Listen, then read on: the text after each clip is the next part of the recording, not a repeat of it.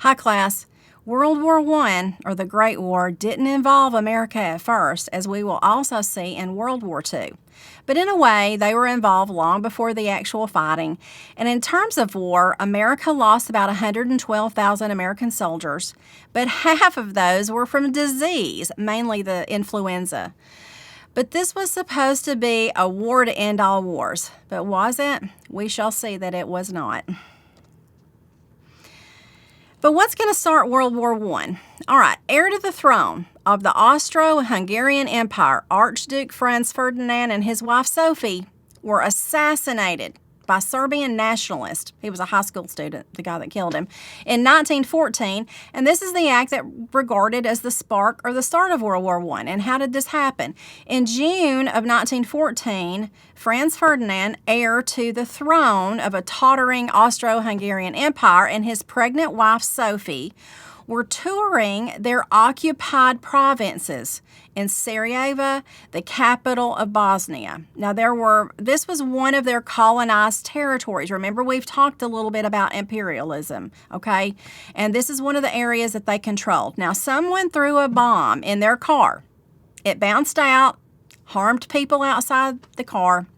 But now, class, if you're somewhere and there is an attempt on your life, what would you do? If you do not learn anything else in this history class, please know this: if there is an attempt on your life, leave immediately. It doesn't take a rocket scientist to figure this out, but apparently no one ever gave Ferdinand this sage advice. So listen to this. They get back into another convertible automobile and continued on their merry way, only to be shot dead a few miles down the road.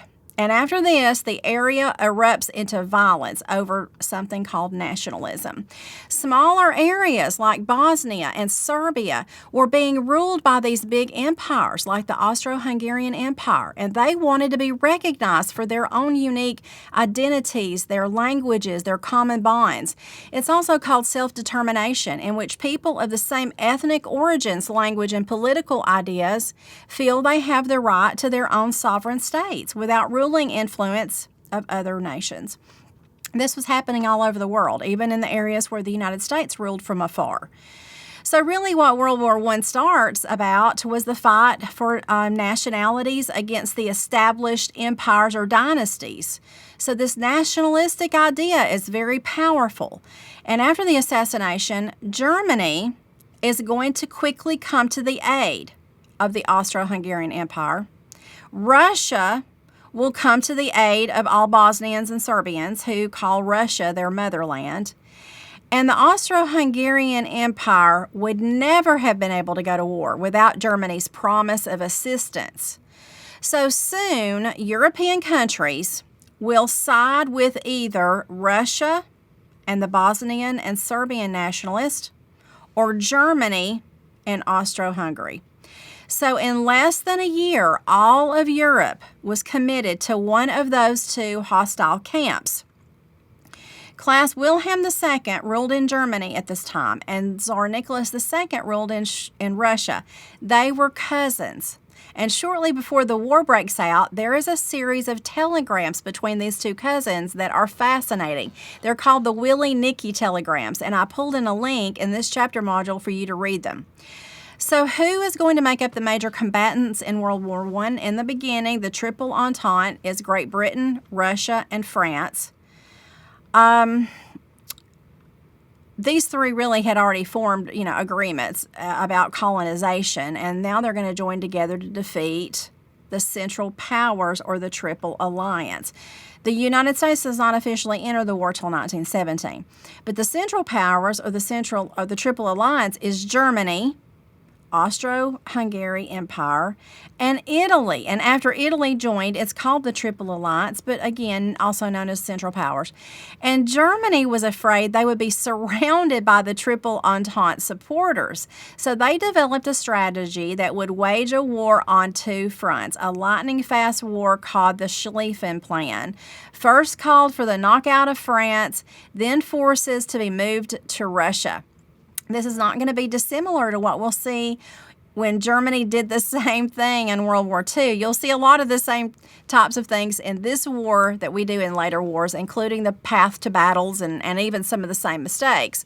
But both sides declare this will be a short war. According to one poster in Britain, the boys will be home before Christmas. Yep, not for 4 long years.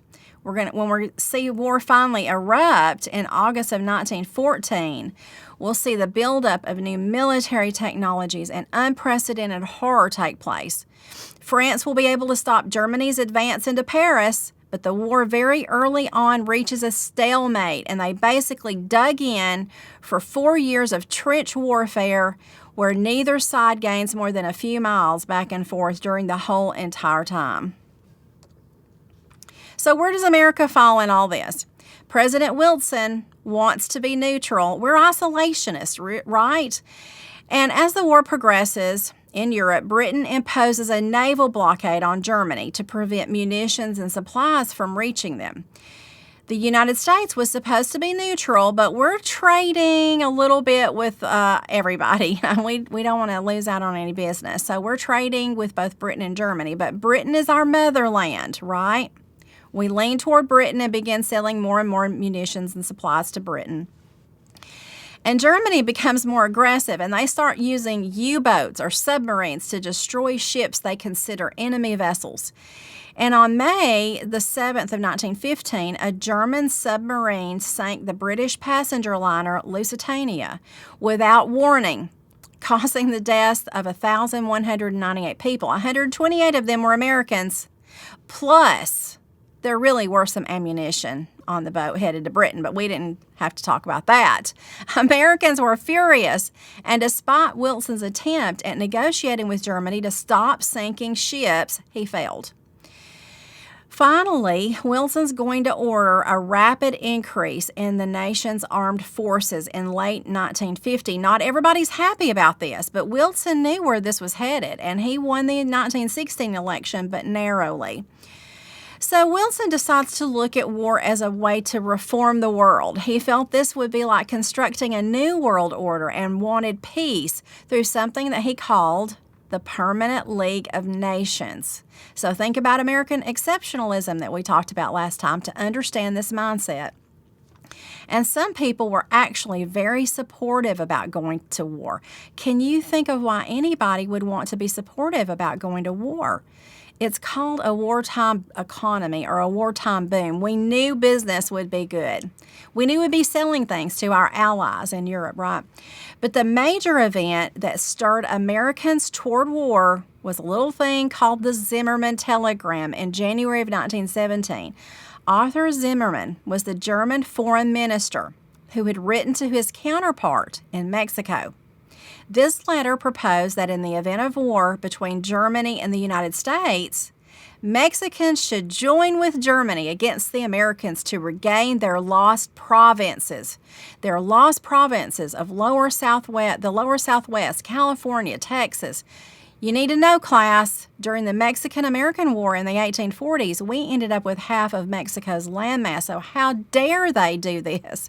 So the Zimmermann Telegram infuriated and inflamed the American public opinion. They're trying to give, our land back to Mexico. How dare they? And it really helped build popular sentiment for the war. So we're going to go to war. Propaganda. Propaganda is something that really inflames the public as well. And you think about this, do we still have propaganda today? Propaganda orchestrated by Britain spread to the United States. The propaganda really strengthens hostility toward Germany, but it's also used in Germany too. But according to the propaganda spread by Britain, German Huns raped nuns. They nailed kittens to the door, crazy stuff like that. And it wasn't even true, but it really inflamed the public, right? So we got on board to pay for and go to war. As the Germans continued their submarine warfare, their U-boat warfare, including American ships, President Wilson asked Congress for a declaration of war. And once passed, and it was not easy, the Americans aided the British Navy in assaulting German submarines, and it made a difference. The Americans and the British started turning the tide in their favor. Even so, it's going to take ground troops, class. And a blow had come to the British-French side as well. The Triple Entente was no longer. Russia became embroiled in their own civil war and had to back out of helping in the Great War. So even though they partially started the war, Russia was gone. And without America's help, things might have gone very badly. With Russia out of the fight due to the revolution going on there, German troops could focus their enemies on the Western European front. So the need for more troops became very, very real. America started something that all of you guys have to do at age 18. Sign up for selective service. It's called the draft.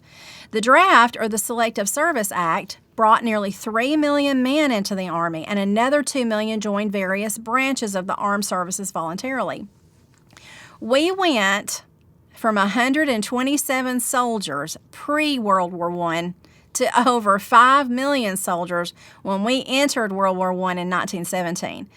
And these forces formed what would be known as the American Expeditionary Force. And believe it or not, women could enlist too.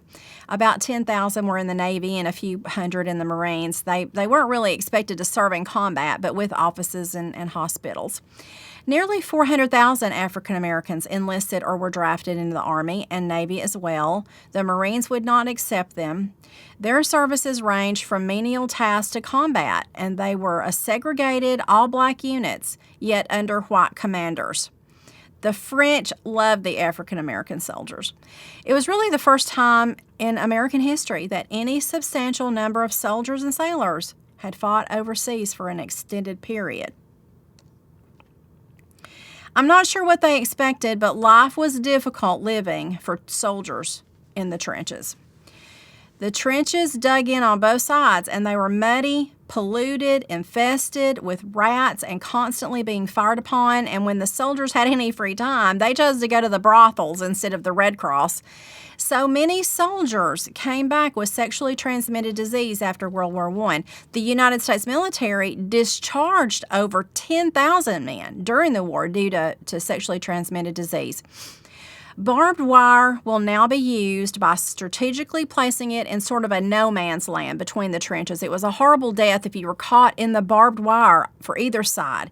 If you read the Unknown Soldier story in Company K, you'll know more about what this was like. Machine guns had been used by Confederate troops in the American Civil War for the very first time in very limited numbers, but now they're going to be used wide scale in World War II, and I think your textbook talks about flamethrowers as well. Poisonous gas is going to be used for the first time. The Germans started using gas warfare in 1915. Now, this was thought it could be effective, as troops located in the trenches had nowhere to run, and they'd be trapped with the gas. However, wind and weather could alter the effectiveness of the gas. Often the gas blew back onto the German troops, but soon our allies developed their own gas and soldiers started wearing gas masks. You might find this ironic, class. The German scientist who invented this gas was Jewish. Hitler would later use Fritz Haber's invention to kill millions of Jews in the Holocaust. Something to think about.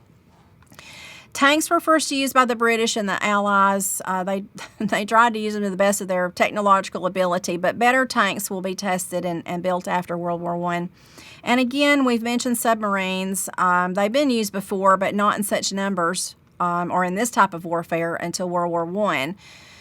The airplane was a new instrument to war. And while it took years to outfit planes to carry weapons to do a lot of damage, planes were used to assess the terrain and map out what was going on the ground. But we do know that some planes fought each other in the sky as well in World War I. So we had land, sea, and now air battles. But we're still going to use the old-timey blimps and cavalry too. Your textbook makes a point to talk about the specifics of how much the war cost. We will not enter the war until 1917, but by the time the war ended, the United States government had spent $32 billion for expenses directly related to the conflict. The entire federal budget had rarely exceeded $1 billion before 1915, so how did they raise money? We'll tax the rich and sell Liberty war bonds, and movie stars help sell the war bonds. Of course, some companies got rich off making products for the war effort, but everyone was expected to pitch in one way or the other. This is a good time, too, to mention the War Industries Board. It was set up during this time, and they wielded great power during this war and wars since then. Who doesn't want a military contract in their community, right? This board decided who got war material contracts. They set prices for goods produced. Unfortunately, it will be plagued with corruption and kickbacks. Yet it firmly establishes a new relationship between the government and private industries that still lasts to this day. Still, corruption exists within those relationships, just as it did back then. In the 1980s, one investigative reporter revealed that the government was paying $37 for screws and $640 for toilet seats. So the government is really going to try to rally total public support for the wartime effort. And they're going to do this with propaganda orchestrated by the Committee on Public Information, the CPI. They put up tons of printed material in offices and shops and theaters and schools and churches and homes, and newspapers ran accounts of the war. But what's it saying? The government wants complete support of the war with no rebuttal from the public. The government focuses on dissenters to the war in the form of the Espionage Act of 1917. The CPI ran full-page ads in popular magazines urging citizens to notify the Justice Department when they encounter people that are against the war effort. Stiff penalties were issued for those who obstructed the war effort. And then came the Sedition Acts.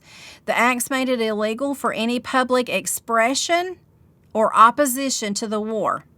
In practice, it allowed officials to prosecute anyone who criticized the president or the government.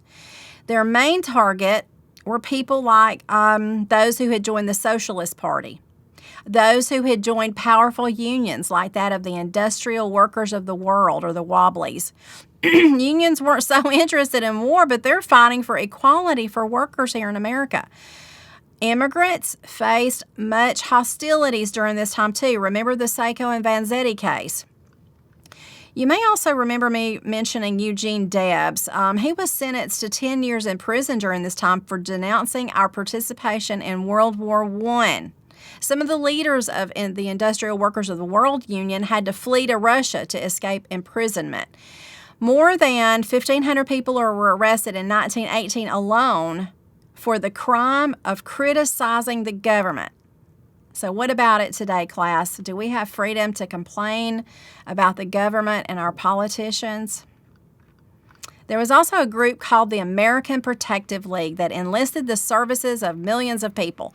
They served as agents, prying into the activities and thoughts of their neighbors, opening mail, tapping telephones, and in general, attempting to impose unity of opinion on their communities. They received government funds to support their work. There was even a group called the Boy Spies of America.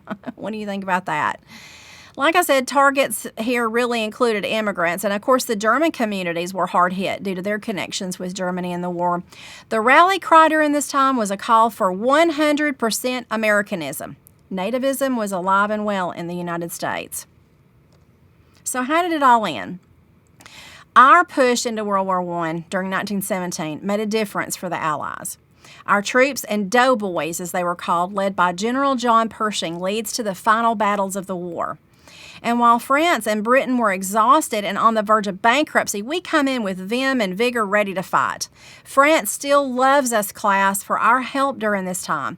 Alabama sent many troops to the war, and if you want to know more about Alabama soldiers in World War I, read Nimrod Fraser's book called Send the Alabamians, World War I Fighters in the Rainbow Division. It's great. During the war, Wilson made it sound like the U.S. was helping provide peace in the world. So as the war was winding down, he developed a set of ideas to preserve this peace. He came to France for the Paris Peace Conference in December of 1918 to sign the Treaty of Versailles that ends the war, and he presents his plan for peace to Europe. On January of 1918, Wilson appeared before Congress to present what we call Wilson's 14 points. These provisions include a lot of things: adjusting post-war boundaries, supporting free trade, policing freedom of the seas, but most important of all his points, he proposed the League of Nations that would help implement these principles. Our Congress will never approve Wilson's 14 points, but the legacy of his work will be that the League of Nations will eventually become the United Nations that exists today. Now, the victors will decide what to do with the spoils of war, and Germany's colonies in the Pacific are going to end up going to the rising Japanese empire. That's not going to turn out to be a good plan. And 2 countries came out of the conference. Austro-Hungarian Empire is gone, and in its place is Yugoslavia and Czechoslovakia. On financial matters, Wilson didn't feel that the Central Powers needed to provide compensation to the losers. But boy, did France and Britain. They demanded that the Central Powers, specifically Germany, pay reparations for the war. Germany was forced to pay billions of dollars, even though it had a struggling economy after the war. This is going to be important later to people like World War I veteran Adolf Hitler. Not only must Germany pay $9 billion, they'll be forced to sign a war guilt clause. None of the Central Powers were in the mood for peace and really only wanted revenge. Class, it will be October of 2010 before Germany makes the final payment for World War I. After returning to Washington, D.C., Wilson eventually suffers a stroke, and with the loss of his left side, not able to control himself mentally or emotionally, he was essentially an invalid for the rest of his term, heavily guarded by his family. And finally, let's talk for a minute about race relations after World War I and our economy and such. Our economy in the United States was in severe post-war recession within a year after World War I. About a year later, 100,000 businesses went bankrupt, 500,000 farmers lost their land, 5 million Americans lose their jobs, sort of a sign of things to come. And many veterans are coming home to no jobs available. Also adding to the tensions, as African Americans came home for war, they're expecting more equality as they had fought and died for democracy overseas. Many blacks began to feel this country was really going to change, but they're not going to be correct. The African Americans came back determined to fight for their rights, and racial frictions further intensified by a large-scale African American migration from the South to the North, increasing industrial labor job competition, overcrowding in urban ghettos. And the attitudes and racial climate reached a zenith during this time. In 1919, there was a sudden increase in lynchings, particularly in the South. Some lynchings were even black soldiers who had fought in World War I. I pulled in a link to the new lynching memorial in Montgomery, Alabama. If you have time, take a look at it and learn more about the horrible lynchings that took place during this time. Chicago was one of the hotbeds of racial discrimination after the war. One incident happened that was horrific. A young black teenager was swimming in Lake Michigan in July. It was very hot. And he happened to drift toward a segregated white beach. Whites on the shore allegedly stoned him unconscious, and he drowned. Angry blacks gathered in the crowds and marched into white neighborhoods to retaliate. Whites then took to the streets and did the same thing. There were stabbings and beatings and destructions of homes and property. And this went on for more than a week, class. And in the end, 38 people died and 537 were injured. 1,000 people were left homeless. This is known as the 1919 Chicago Race Riot, also known as Red Summer, named for the blood that ran in the streets. And in the South, the Ku Klux Klan is going to revive their hostile activities, resulting in over 65 lynchings in 1918 alone, 83 in 1919. Race riots are going to break out in Washington, Knoxville, Longview, Texas, Phillips County, Arkansas, Nebraska, all totaled nationwide in the summer of 1919. 120 people will die in racial outbreaks in just 3 months. Now, the horror the Chicago race riot helped shock the nation a little bit out of its indifference toward growing racial conflicts. President Wilson even rebuked the white race as the aggressor in both the Chicago and Washington riots, and efforts were launched to promote racial harmony through voluntary organizations and legislation in the Congress. And the period also marks a new willingness on the part of African American men to stand up and fight for their rights in the face of injustice and oppression. You think of the civil rights movement from 1950s, 1960s, but class, it's gaining strength after World War I in the United States. Next up, we're going to talk about the United States during the Roaring Twenties and the years between World War I and World War II. As usual, class, keep in touch.